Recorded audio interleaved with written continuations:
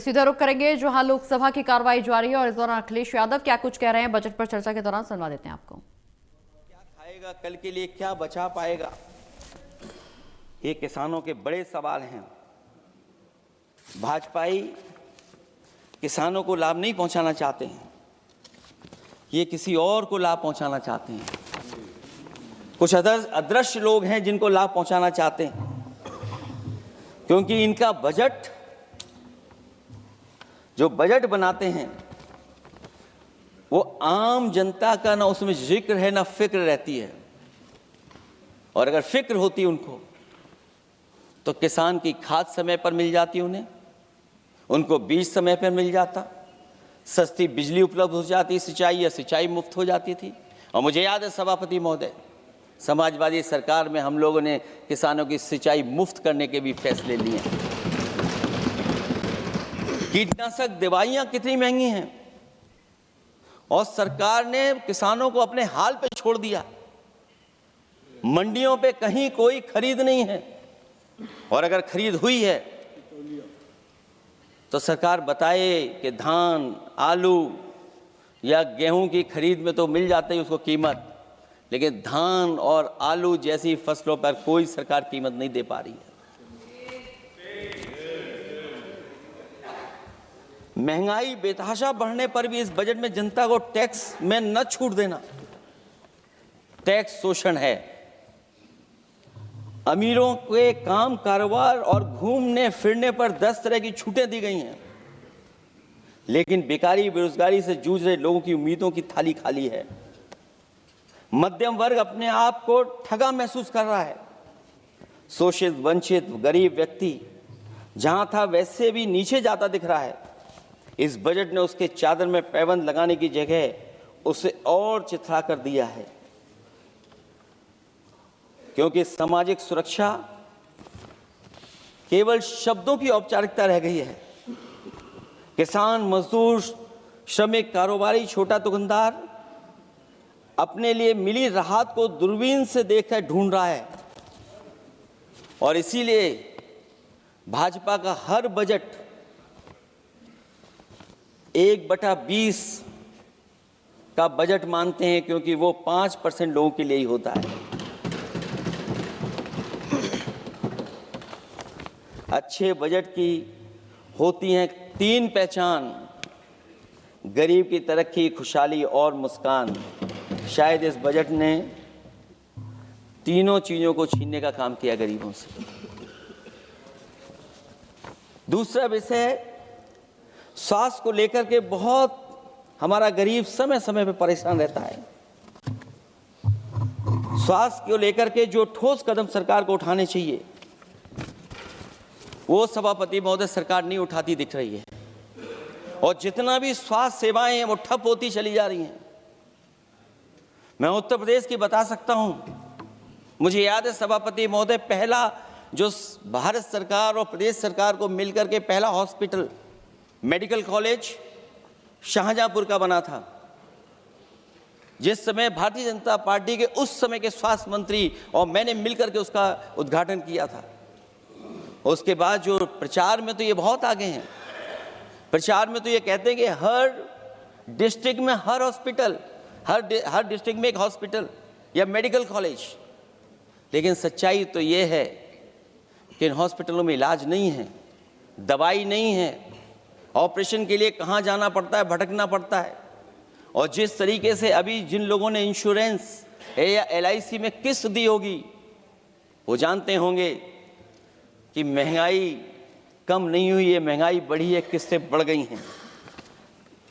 उदाहरण के लिए दिल्ली के एम्स के लिए 5,600 करोड़ रुपए और आयुष्मान भारत के लिए पूरे देश के लिए सरकार ने जो बजट रखा है वो 4,700 करोड़ रुपए है।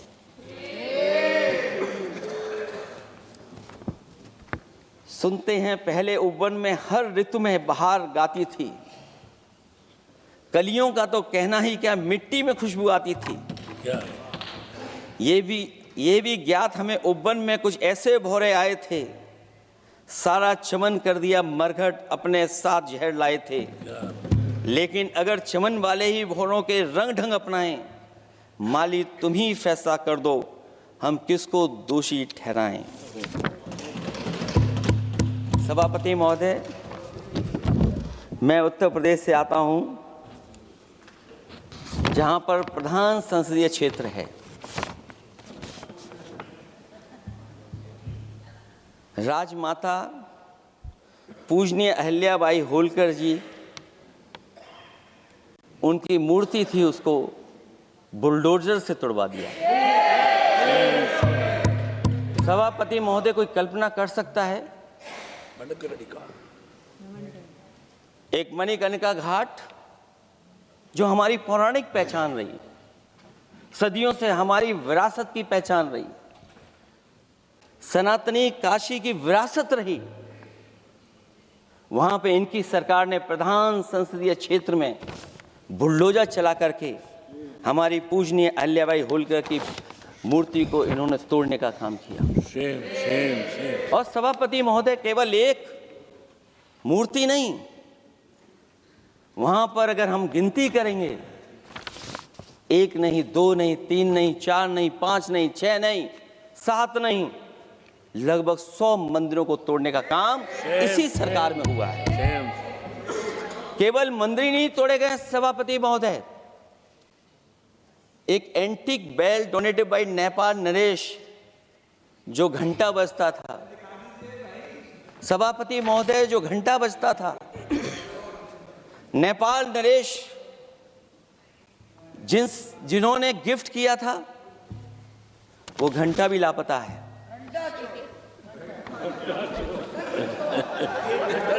केवल घंटा ही लापता नहीं है,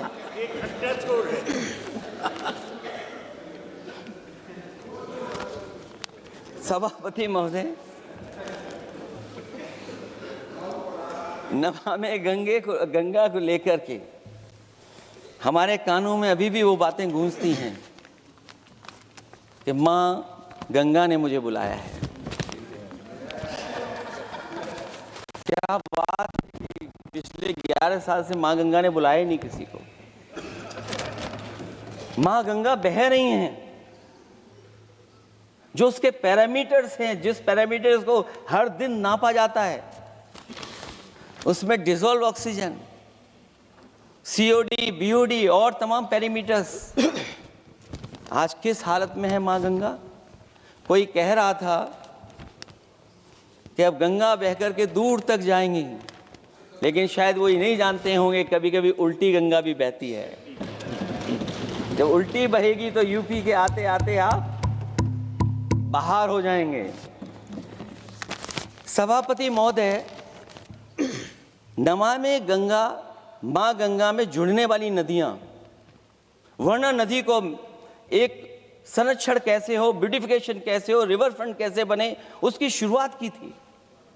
लेकिन सभापति महोदय, इनकी बुलडोजर सरकार ने उसका काम रोक दिया। काली नदी किस हालत में है। यमुना के बारे में दिल्ली की सरकार जब बनानी थी तो कहा कि हम दुनिया का सबसे बेहतर रिवर फ्रंट बनाएंगे यमुना पर, इसी राजधानी में कहा गया। आज बताइए यमुना की हालत क्या है। और अगर यमुना दिल्ली में गंदी हो रही है तो ये बह करके जब यूपी जाती है तो मथुरा में भी गंदी है। और थोड़ा बहुत साफ गंगा इसलिए हो जाती है क्योंकि जब चंबल का पानी उसमें जुड़ता है, थोड़ी बहुत यमुना साफ हो जाती है। उसके बाद यमुना में भी कोई सफाई का सरकार ने इंतजाम नहीं किया। और आज भी मैं कहता हूं, देश का सबसे अच्छा रिवर फ्रंट अगर कहीं बना है तो लखनऊ में बना है, गोमती रिवर फ्रंट। जो लोग ये कहते हो कि दूसरा रिवर फ्रंट अच्छा है, मैं उनसे कहूंगा कि लखनऊ के रिवर फ्रंट पर भी घूम करके आइए, तब आपको मालूम पड़ेगा कि रिवर फ्रंट क्या होता है। 26 जनवरी इसी वर्ष मैंने एक प्रतिष्ठित अखबार को पढ़ा और उसमें देखा मैंने कि high uranium in India's ground water samples लिए गए हैं। एक्सपर्ट्स वार्न कर रहे हैं कि सेवरल हेल्थ रिस्क हैं उससे। Lead pollution alarming in 69 rivers in India contaminated, rivers are contaminated. हमारे पानी में पेस्टिसाइड है, इंडस्ट्रियल वेस्ट है, अनसेफ है ड्रिंकिंग के लिए। हमारी नदियों में मरकरी है, डेंजरस लेवल, और जितनी भी हमारी वाटर बॉडीज हैं इंडस्ट्रियल टाउन्स के आसपास, सब में टॉक्सिक है, मरकरी है, बड़े पैमाने पे डेंजरस है पानी वहाँ का। और कई जगह इंडस्ट्री का सीधा सीधा वेस्ट जा रहा है। आर्सेनिक लेवल का सोच ही नहीं सकते हम लोग, जो मानक है उससे कई गुना ज़्यादा है। ये तो हमारे देश का पानी है जो नदियों में बह रहा है, जो अंडरग्राउंड वाटर बन रहा है हमारा। ठीक ही कहा हमारे माननीय सदस्य ने कि जो संपन्न हैं, प्रिविलेज्ड हैं, वो लोग तो पानी साफ करने की मशीन खरीद सकते हैं। हमारा गरीब क्या खरीदेगा? गरीब की हेल्थ को कितनी परेशानी और रिस्क है। यहाँ तक कि अंतर्राष्ट्रीय प्लेटफॉर्म पर हमारे देश को भी सुनना पड़ा एक प्रतिष्ठित चैनल पर कि आपके देश में इन्वेस्टमेंट क्यों आएगा, क्योंकि वहाँ आ ही नहीं सकता है, क्योंकि आपकी हवा खराब है।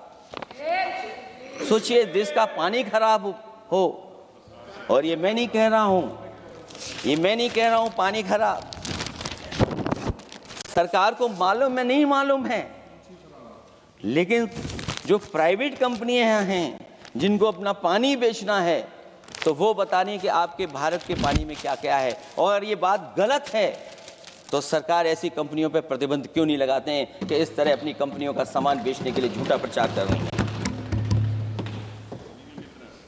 जो चर्चा होने लगती है हवा खराब है, हालांकि उत्तर प्रदेश आते आते सरकार की भी हवा खराब हो जाती है। सरकार सबको डराती है, लेकिन सरकार को कोई नमस्कार न करे उसको नहीं डरा सकते। हमने तो कहा कि तुम लखनऊ से गए हो, लखनऊ का जो अदब है, लखनऊ का जो हमारी पहचान है, कम से कम अगर नमस्कार नहीं कर सकते तो आदाब तो कर ही देते वहां जाकर। जो लोग पिछड़े पीडीए उनके पक्षधर बनते हैं, आरक्षण को लेकर के कहते हैं कि हम आरक्षण देंगे, उनकी सरकारों में क्या अपॉइंटमेंट हो रहे हैं। मुझे याद है इससे पहले जब बहस हुई थी सदन में, वहां से बात निकली थी कि किस तरीके से अपॉइंटमेंट हो रहे हैं यूनिवर्सिटीज और कॉलेजेस में। मैं उसी पे कुछ कहना चाहता हूं। ये अपनी अपनी किस्मत है, कुछ कलियां खिलती हैं ऊपर और दूसरी मुरझा जाती हैं झुके झुके जीवन भर भूख पर। माना बदकिस्मत है, लेकिन क्या वे महक नहीं सकती हैं? अगर मिले अवसर अंगारे सी क्या दहक नहीं सकती हैं? जिस तरीके से आरक्षण पर खिलवाड़ हो रही है उसकी कोई कल्पना नहीं कर सकता था। विकसित भारत तभी विकसित भारत माना जाएगा जब हमारे पिछड़े, दलित, आदिवासी, अल्पसंख्यक मुसलमान भाई को बराबर का हक मिलेगा। और जब तक हक नहीं मिल रहा उनको, तब तक शायद विकसित भारत का देखने का सपना आधा अधूरा है। अभी अभी सुप्रीम कोर्ट ने कहा है माइग्रेशन को लेकर के, सुप्रीम कोर्ट ने 16 जनवरी को एक फैसला पलट दिया। हाई कोर्ट के फैसले को पलटते हुए फैसला सुनाया कि यदि आरक्षित वर्ग का कोई उम्मीदवार बिना किसी छूट का लाभ लिए अगर अनारक्षित वर्ग से ज्यादा नंबर प्राप्त करे तो उसे अनारक्षित वर्ग में सेलेक्ट किया जाएगा। क्या सुप्रीम कोर्ट भी कह रहा है? हमारे सरकार की भी नियत है कि सबको आरक्षण मिलना चाहिए जिनका हक हो। हमारे प्रधानमंत्री जी भी कहते हैं हम पिछड़े हैं। हमारे दूसरे नंबर के नेता, क्योंकि उन्हें सनातनी बनना था, अपना धर्म बदल के दूसरा धर्म लिख लिया उन्होंने। तो कम से कम पिछड़ों का तो ख्याल करिए आप। जब पिछड़ों का ख्याल करोगे तभी आपका देश विकसित बनेगा, भारत विकसित बनेगा। अगर आप पिछड़ों को छोड़ देंगे, दलितों को छोड़ देंगे, आदिवासियों को छोड़ देंगे, अल्पसंख्यक भाइयों को छोड़ देंगे,